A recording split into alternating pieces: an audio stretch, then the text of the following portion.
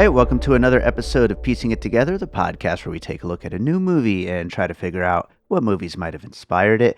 And today on the show, we are talking about Materialists, the new one from Celine Song, whose film Past Lives I never got a chance to do an episode on here on the show. So I'm really happy to be back talking about this one, which I also loved, both of these movies.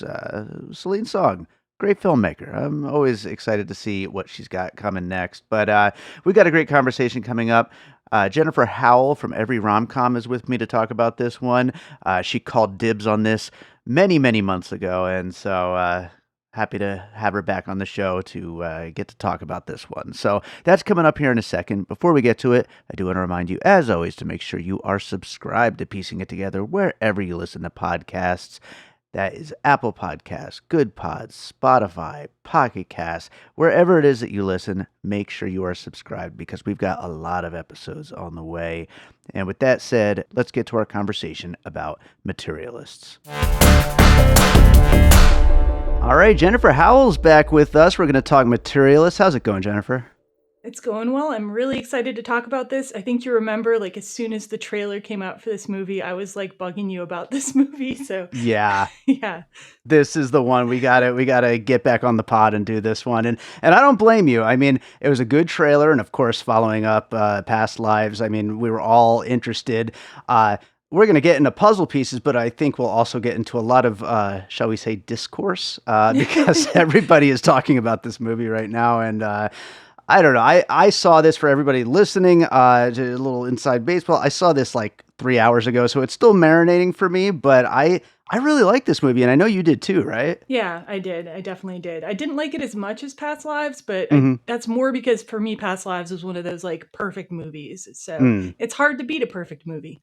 No, that's absolutely true. And funny enough, like, and again, I'm still kind of working on my thoughts about it, but like, I almost like it more just because it's like, it doesn't have the weight of being a perfect movie. You know what I mean? It's like, I basically agree with you. Like, there's nothing I could say negative about Past Lives. It's such a great movie, but like, this is just a interesting, fun time that's also a little on the dark and cynical side, but also a good time at the movies. Like, I really enjoyed this, and so it's like, to me, that's kind of what I'm looking for, I guess, more. But at the same time, yeah, I mean, 2 for 2 so far for Celine Song. So let's start getting into the puzzle pieces, though, and we'll get into a lot of that stuff along the way. What do you have for your first puzzle piece?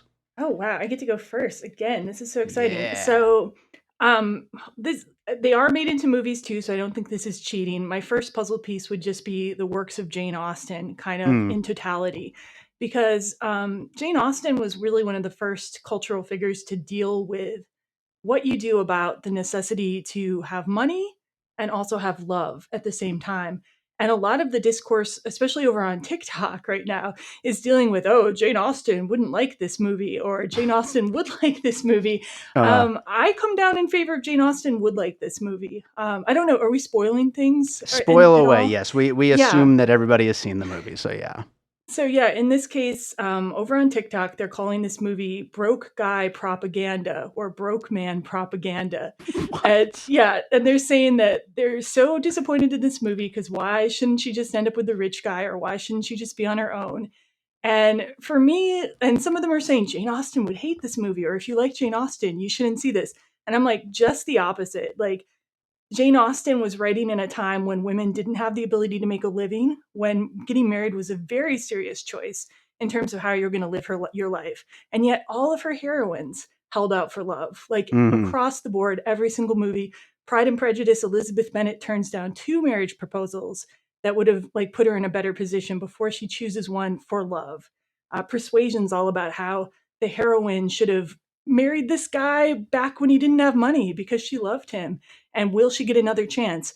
So I think the work of Jane Austen is just very deeply in this movie, and the DNA of this movie and movies like this. And also there's a line. Okay, there's a very small geeky thing. Pedro Pascal's character Harry at one point asks her, like, why do you like me or something? And she says, I think it's like the way you pick up the bill, just pick up the bill so easily for these dinners.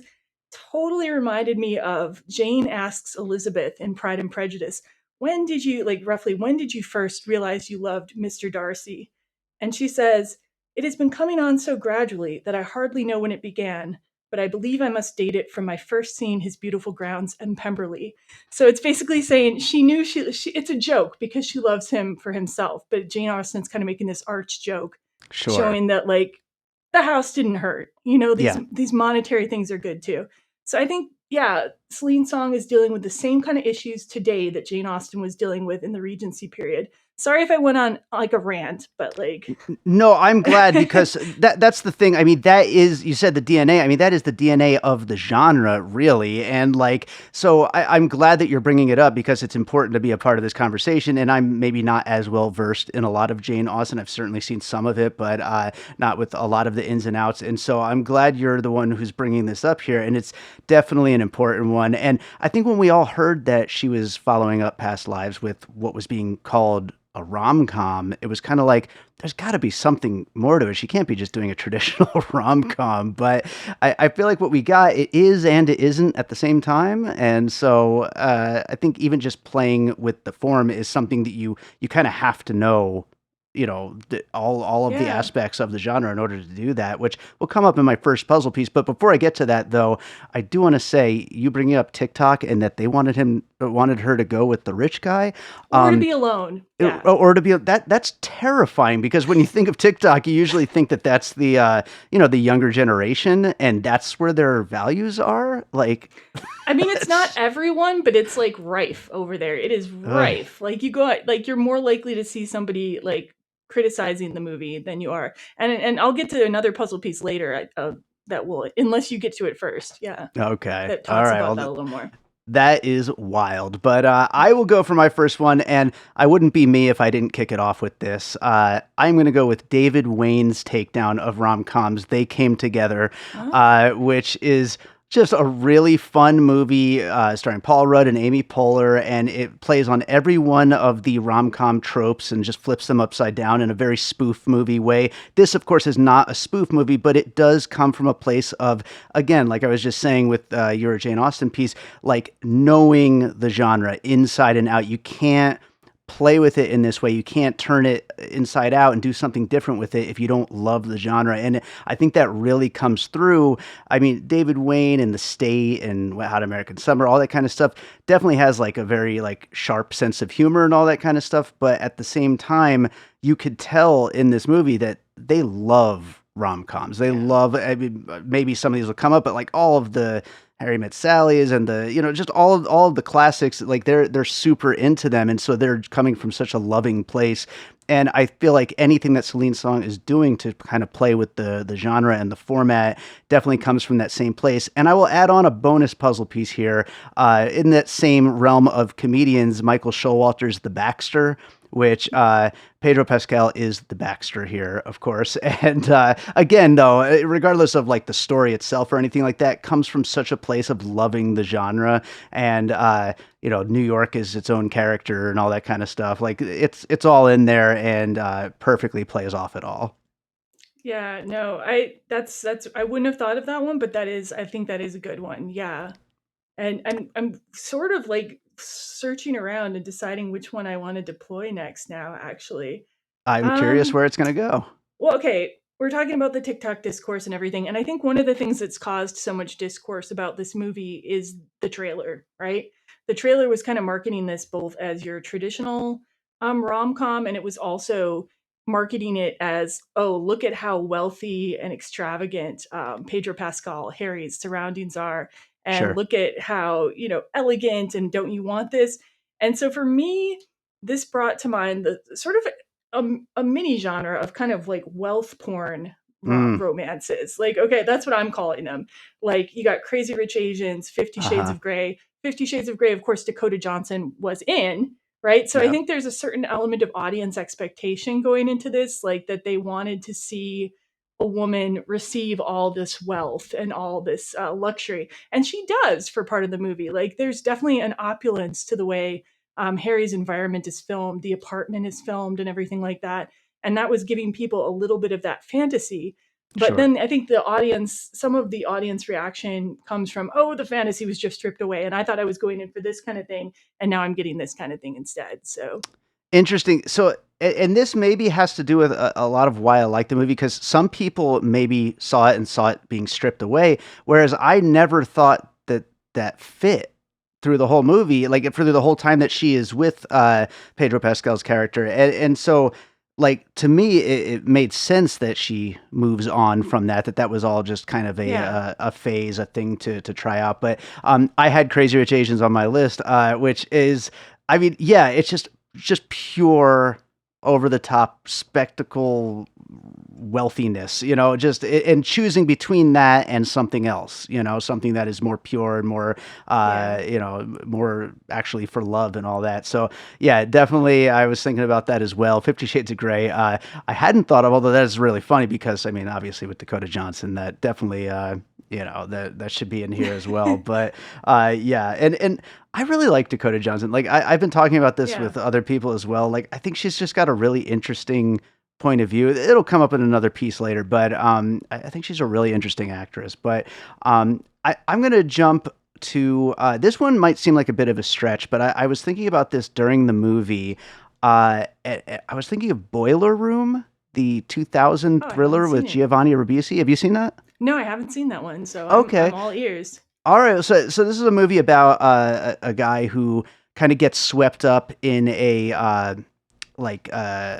peddling shitty stocks to suckers, basically, and in his mind, he thinks what he's doing is great. It's just like this is something that could be helping these people, and he's getting rich, and he's never stopping to ask questions because he's got those blinders on, and that's something about Dakota Johnson's Lucy character that like she never seems to have thought about that this could end badly for any of her Mm. clients, any of the dates. And of course, we do get this whole sexual assault like B plot that kind of happens later on in the movie. And it's kind of short sighted of the character that she's so kind of in the stars about romance and love and dating and all this stuff that she never even thinks that that's something that could happen. And when it does happen, it just kind of blindsides her. And that Yeah. reminded me a lot of Giovanni Ribisi in Boiler Room. I mean, it's no spoiler to say that a movie where somebody gets rich scamming people, that it's going to go south pretty fast, And so the way that both of these characters, they have their moment of like, oh my God, this could go really badly, and I need to be aware of that. It's something that like I kind of saw a big parallel between those two characters. Sure, sure. Yeah, that sounds good. Yeah, I haven't seen that one yet. Hmm. It's definitely worth a watch. I just rewatched it for the first time in years, just the other like last year I think it was for Awesome Movie Year actually. But yeah, big recommendation there. But what do you got next? All right, I think for my next piece, I'm going to deploy one of my favorite straight up rom coms, which is The Wedding Planner from 2001 with Hmm. Jennifer Lopez and Matthew McConaughey. And when I first saw the marketing for this movie, that is exactly the first movie I thought of. Just the way they portray Lucy doing her job as a matchmaker and showing up at the wedding and counseling the bride. There is a very similar scene in The Wedding Planner where Jennifer Lopez is very competent, full service wedding planner, has to like talk a bride down like right before her wedding. So there's like a similar scene in both movies, and both characters are portrayed as being very competent, very good at their jobs, very good at helping other people find love, but they have not yet found that for themselves. So Sure. very not much more explanation needed, but I love a straight up rom com. I think like I would call Materialists a rom com. You know that my podcast we go a little to the edges of the genre, but like Sure. but I think like include it all. Like, it has a happy ending. There are funny parts. Why not? Absolutely. It's still there, even if it's trying to do some different things with it and have some different ideas, but it's still definitely when you go from beginning to end, it's in the genre for sure. The Wedding Planner is a great one to include here. I will just jump right on top with two movies that I think could just fit right in with the Wedding Planner. That is Hitch and Good Luck Chuck. Hitch with Will Smith. Good Luck Chuck with Dane Cook. I haven't seen it in a long, long time since it first came out, but both movies about people who essentially are matchmakers, setting people up, but they are, having their own bad luck in the process. And that's what I was kind of expecting more like when I started seeing on like Twitter and all that stuff, people saying that this movie is not good. And I've seen some really, really bad reviews. I was like, is this just going to be like just a really just kind of dumb rom-com. Like I can't imagine that. I can't imagine that that's what she's following up Past Lives with. And that would be in the Good Luck Chuck Hitch realm. You know what I mean? Oh, But see, I like Hitch. I yeah, don't Hitch is know. fine. I mean, I'm not I saying it's haven't seen bad. Good I'm just Luck saying it's Chuck. Yeah. yeah. Well, that one's pretty terrible. But Hitch is fun though. But no, I'm not saying dumb in a bad way. I'm saying dumb in just a silly, fun goof. You know what I mean? And yeah. So I think that goes along though with your wedding planner and in what this movie kind of feels like from the setup, and then it's got bigger ideas once it gets going. Sure, sure. And I thought you were going to bring it up in your last puzzle piece because you were going off the wedding planner, the wedding singer. I'm going to just throw ahead right in there. Yeah. Because the wedding singer, we also have scenes taking place at weddings. We have the song That's All is played in a Oh pivotal yeah. sequence in both movies. And you also have a woman dealing with, should I go with someone who's wealthy, who other people want me to be with? Should I go with the guy who lives in his sister's basement? And it's a little bit of a clearer decision in The Wedding Singer because the guy who makes money is a total jerk. Total But asshole. Yeah. but yeah, it's there are definitely similarities to me, and they're both okay. Everyone's calling this, including you, calling the movie cynical. Like I think there are cynical elements to the movie, but I think overall the plot, the how it resolves, is so idealistic and so beautiful and so pure. There's even okay, Wedding Singer and this movie both have references to growing old with someone. You know, Sure. he sings the whole song, I Want to Grow Old with You, and he says, I see wrinkles and children that look like you. Yeah, I see the similarities there. I could double feature those two, I think. That's a really great one, and I can't believe I didn't think of it because, yeah, you're absolutely right. The way that these characters think about love ultimately in The Wedding Singer and in Materialist, it definitely fits so well, and what marriage means and what it means to be with someone a long time. That's a really great one. And as for the cynicism, like yeah, that's part of the thing that I'm still kind of wrestling with this movie because certainly for Dakota Johnson, her character, like she is finding that much more kind of real thing, and whereas all of her clients Yeah. are, they range from the horrible to the maybe just kind of on a bad path, let's say, but that is where I think the cynicism comes in. And I think this movie, just to kind of go on a bit of a tangent, I think this movie, as much as any of the movies we're talking about, is inspired by dating apps and just how Mm, everybody thinks they can just click on whatever and get their exact match and everything like that. And I feel like there's probably a lot of movies that kind of came out of the era of dating apps, but like that is something very easy to be cynical about. sure. Yeah, I'm really glad that I found my husband before this took over the dating Same environment. here. Yeah. So we've been married long before any of the, well, not married, but together since long before any dating app. So yeah, absolutely.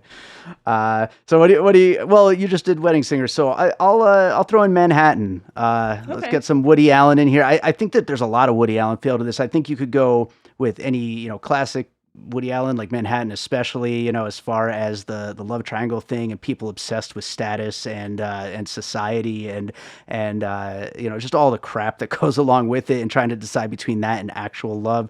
I think you got a lot of Manhattan, but you could go with a lot of his later era stuff too. Vicky Cristina Barcelona for the love triangle, Blue Jasmine for just kind of the vibe of the whole thing. I think there's definitely a lot of Woody Allen in here, which is also kind of a thing that was being kind of skewered in a lot of that David Wayne, Michael Showalter stuff. So it kind of comes back around. But yeah, were you thinking Woody Allen in here as well? I didn't, but I mean, when you mention it, I could see it. Yeah, like comedy of manners kind of thing going on there, and like Yeah, satirizing people in New York, certainly, and shot sure. on film. I think Oh the yeah, fact that it's shot on film is so key to like just the wonderful look of the movie. Like I was very pleased to find that out. And yeah, are you still talking about your puzzle piece? no, no. If you have something you want to go on to, go for it. Yeah, I will segue right into saying like Past Lives itself is a puzzle Yeah. piece for this because they Yes. have the same cinematographer. Let me see. I wrote down his name because I'm bad at remembering these things otherwise. Shabir Kirshner was the Hmm. cinematographer for both movies. And why I think there's more obvious, like really awesome shots in Past Lives, like they both have just this like beautiful look, beautiful use of light and space and wide shots at times. And I really, it's wonderful to watch a movie in the rom-com or romantic genre that is given that much attention to the artistry of the filmmaking. Like uh, we are so starved sometimes as people who love romantic comedies. So Mm. just to be able to see that is great. I will just say that shot in the Japanese restaurant was just phenomenal. It looks so amazing. And just to add, you're talking about cinematography. The Daniel Pemberton score is fantastic too. Mm. Just kind of adds to everything that's really great about this. Yeah, the other thing I was going to say, what I love about Celine Song's male characters is in both movies there's like sort of the two male rivals, right? Like who are both Hmm. interested in the main woman. All of her male characters are good people. Mm, Like so often when you have a love triangle, one of them has to be bad, or in some cases both of them are bad. In this yeah, case, like Celine Song just has so much respect for writing well-rounded, non-toxic men, great yeah. examples of being a man and having good communication and being kind. And like, I love that. Okay. Like, I have had enough of watching movies with bad people in them all the time. Like, sometimes I just like to see how somebody can build drama when everybody is a good person. Like, Yeah. that takes talent too. Absolutely, yeah. That brings you back to your wedding singer puzzle piece there, as far as Yeah. what one of the parties just being just cartoonishly a bad guy. But yeah, I was wondering through this whole movie whether or not there was going to be some turn with one of them, but no, never comes. It's just they're Yeah. both pretty good people. It's just different choices of where life could go, which again ties it right back to past lives. Just Yeah. very different movies, but dealing with exactly the same kind of ideas and the same. Trying to figure that kind of stuff out. But my last one, because yeah, I was also going to bring up past lives. Hey. My last one, and this is maybe just there's a better version of this, but I just watched it for Awesome Movie Year. 1941's The Little Foxes, William Oh, I Wyler, haven't seen Betty it. Davis.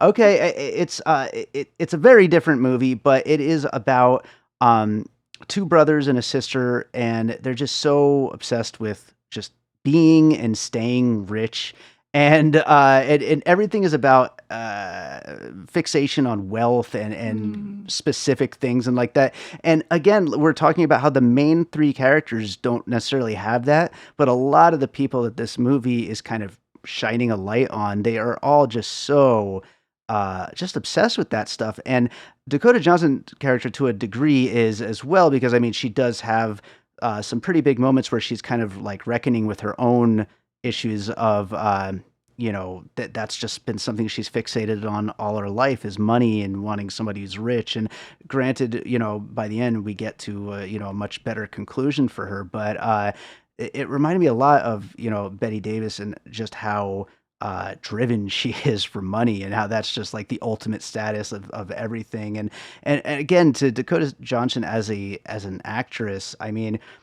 she has this kind of quality in her, and again, it's something I like about her. It might sound like a negative, but like she just seems like she thinks she's above everyone all the Mm. time, but I in a good way, and like an interesting way, where she turns all of her characters into someone who's really interesting to watch, and you're like, how is this person going to either blow up or kind of run down, or somehow it's just not going to end well for this person. But when it does, I mean, it's a great movie like this, but it's hard to tell where someone like her and that face of hers is going to end up. You know what I mean? She has a similar quality for me to like Keanu Reeves, where like it's Yeah. almost like a palette that you can paint onto what you want to. Like, it Mm, sounds terrible, but like I find them both very watchable, but they've both been in very bad and very good movies. sure. And yeah, my favorite Dakota Johnson is Suspiria, the remake. Sure. I think she's fantastic in that. But I find her watchable in 50 Shades of Grey too. Like, she has, you can project things onto her in a sense. I don't know. Yeah. Yeah. And that's an Yeah. interesting quality to have. So, yeah, but that's my last piece. Do you have any other pieces you want to Oh bring my up? god, I have way too many pieces. I don't want to like be a show off here. Like, how many more do I get, basically? Why don't you give us a few more? Okay, a few more. One really small puzzle piece because I don't think it's the whole movie necessarily, but I was reminded of Parasite at one point. So they do Okay. this scene where they're going from the really quiet, like tomb quiet apartment of Harry. Like, he's so rich, he's got this $12 million apartment. You can't hear anything. It's Mm, very notable, like very quiet and very sparse and minimalistic. and then it cuts directly into John's apartment where you hear the street noise immediately, that sound change. Yeah. And it's so cluttered, and then he's yelling at the roommates, and it's like, it reminded me so much of Parasite and how they combined how Bong Joon-ho compared the two different environments where they were living in Parasite. That's really interesting. I love that. That's great. Yeah, and I think both directors have capitalism on their mind. Like some of the interviews Celine Song has done indicate that she does very much. She's thinking about capitalism when she's making this movie. I mean, hell, there's a reference to like Lucy and John both voted for Bernie. Yeah, like, yeah. Hell yeah. Bernie Bro representation of my rom-com is what I needed, really. Yeah, so. happy they ended up together for sure. Anyway, yeah, I thought, like, it really struck me, like, even in the theater, I was like, whoa, that sound change. So that was like a one for me. Let's see. Yeah, I don't want to like go off on too many more things. There's a whole genre of matchmaker rom-coms out there. So I don't know if Celine Song was specifically, inspired by that at all, because of course she had her own experience working as a matchmaker. But let's just shout out the entire genre of like Hallmark style matchmaker rom-coms that exist. Usually the matchmaker ends up with her client. Like usually that's the big struggle. So like, again, this is another thing that's priming audiences who are coming in to watch a rom-com. They're like, she's going to end up with Pedro Pascal for sure, right? Yeah. But no. Yeah, exactly. And again, like to that point, like you've got to have that like real understanding of the genre in order to play with it in this way and to do something different. Because otherwise, I mean, I'm sorry, like I don't obviously have a whole podcast about rom-coms, but like I'm not going to the theater for just any old rom-com. You know what I mean? Like I want something with a little bit something more, and I'm glad that this is a movie that has that. Whereas we could just sit home and watch Hallmark movies, and that would kind of scratch that itch otherwise. And I'll just do two more. I promise. Do it. So one, Reality Bites. I feel like Reality Bites is in some senses, it's not as high quality a film. It's not filmed quite as well, but it's really enjoyable. I feel like Reality Bites is the Materialists of 1994. But in 1994, during Gen X, we all knew that you weren't supposed to sell out. We all knew you were supposed to go with your like roommate who hasn't got his shit together, but he's in a band. In that one, Winona Ryder has to choose between Ben Stiller, who's kind of this exec who can help with her career, and her roommate, who's played, well, not roommate, he's staying with them, played by Ethan Hawke, who's kind of a total mess. Like he's broke, he's emotionally kind of immature, but he's Ethan Hawke, right? Yeah, sure. Yeah. But by the end, Ethan Hawke kind of figures out his life just a little bit, and Ben Stiller screws up just a little bit, not too bad. And of course, Winona Ryder. Well, I'm spoiling everything, but it's like you had to choose Ethan Hawke in 1994, and the reaction to that movie versus this movie, I'm afraid to show the youths Reality Bites at this point. I think there's just no way. I'm afraid to show them any movie from the 90s, but I'm glad we didn't cut you off because Reality Bites is a great piece here. Just because, I mean, the different eras of wrestling with the same issues. Like, I think that's great. I think it's a great one. And finally, I did this on Ghosted too, the terrible movie that we watched together for podcasts done before, on Chris Evans' other more recent rom-com, and I just gave a shout out to his other rom-coms, but I'm just going to re-shout that out really quickly. I'm so glad that Chris Evans gets this prestige romantic movie because he has really been putting in his time with the genre. He did Playing It Cool, What's Your Number? He directed a rom-com called Before We Go. The man has put in his time. I'm so happy for him to finally get a rom-com that everyone can get behind. Well, most people can get behind. And I do want to shout out What's Your Number, though. If you like Chris Evans in a romantic movie, it is a silly movie, but you should see it anyway. It's really fun. And there's also another broke guy, rich guy dynamic going on. So why not? Hey, maybe I'll check that one out because, he's great here. And I would certainly like to see more of him in the genre. He's so likable. There was like an older couple sitting a few spots away from me at the theater today. And the one leaned over to the other and said, "That's Captain America." And I started laughing right there in my seat. But I think that's a good place to wrap up Materialists. Is there another movie you watched recently that you'd like to recommend to our listeners? Oh my gosh, is there another movie I've watched recently I'd like to recommend? I was not prepared for this, David. I watch no one all ever the time. is. Yeah. Okay. My mind has gone completely blank, so I'm going to recommend the silliest movie possible, quite frankly. This is nothing like Materialists, everybody, and it's not a romantic comedy, but I'm going to say that I recently watched Orca, which is a killer whale Jaws ripoff from the 70s, and it was amazing, and I had so much fun. And I watched that because I'm preparing to go on the Get Me Another podcast to talk about piranha. And I just Nice. wanted to get, schooled in all my other killer fish before we do that. So yeah, Good Orca is plan. funny. Like, if you like a bad horror movie, you will laugh, but it also, there's a little depth. There's an environmental message there, an animal rights message. So yeah. Yeah, that's one of my mom's favorite movies. It's been on my watch list for a long time. I'm going to get to it eventually. Maybe this summer is the summer to do it. It is splendid. It is a masterpiece of killer fish. Well, not Awesome. fish, because of course it's a mammal. So there you go. Yeah, see, we're learning something here. Absolutely. Well, Jennifer, this was great. Tell people where they can find you and your podcast and everything you're up to. Sure. We are our website is everyromcom.com. We're on all kinds of social media, Facebook, Every Romcom Podcast and Blog, Twitter, Every Romcom Pod, Instagram at Every Romcom, Blue Sky at Every Romcom. And we now have a YouTube channel, which is not fancy. There's no video going on, but if you prefer to listen via YouTube, we are at Every Romcom Podcast. And what's cool about YouTube is they have these little tiny links within the video that take you right to certain subjects we're talking about. And since we have a really long podcast, if you want to skip to something, have at it. You can skip right to the topic you want to hear about. So, yeah. Awesome. Well, again, thank you so much for joining me on this one. And hopefully it won't be as long a time before the next time we get you back. Yeah. And the next time Chris Evans comes out with a movie, clearly. Exactly. Anyway, thanks for having me. All right, so I hope you enjoyed that conversation about Materialists. Thank you so much to Jennifer Howell for joining me on that one, and thank you to all of you for listening. If you're enjoying piecing it together, make sure you are subscribed. Also, if you thought of any puzzle pieces we didn't bring up in the conversation, please send them in.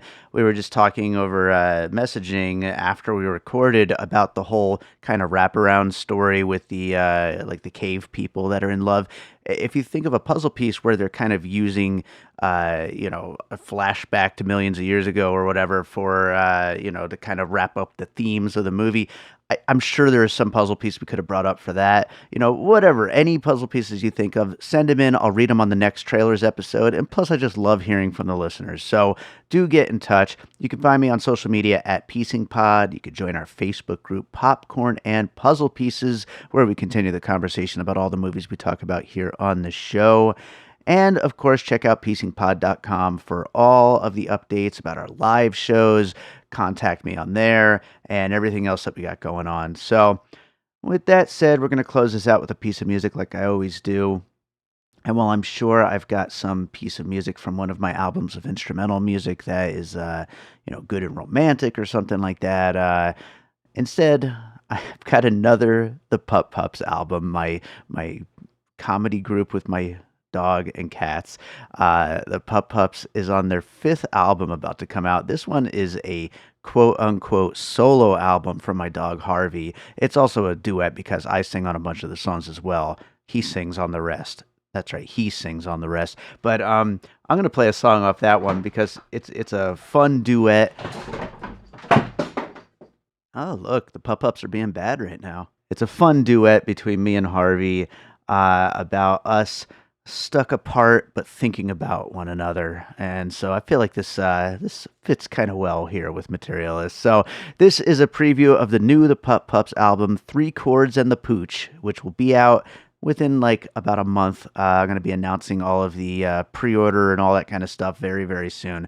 So I hope you enjoy it. This is Thinkin Bout You, and we'll be back with more piecing it together real soon.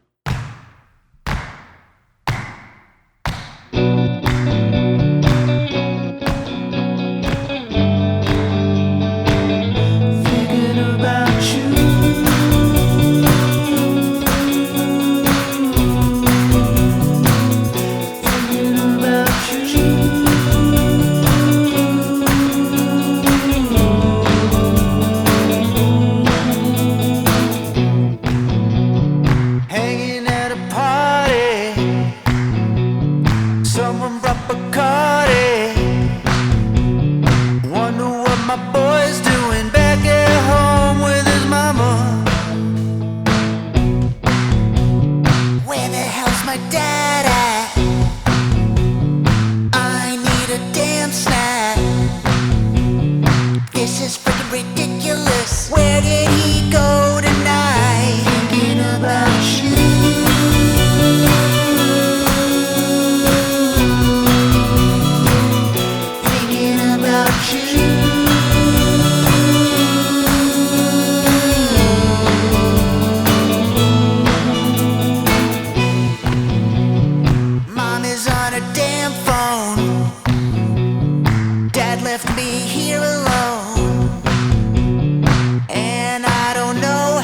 get a snackerino.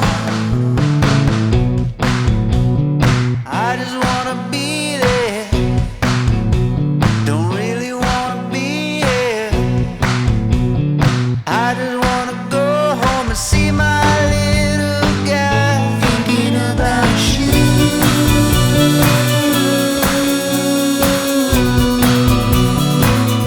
Thinking about you.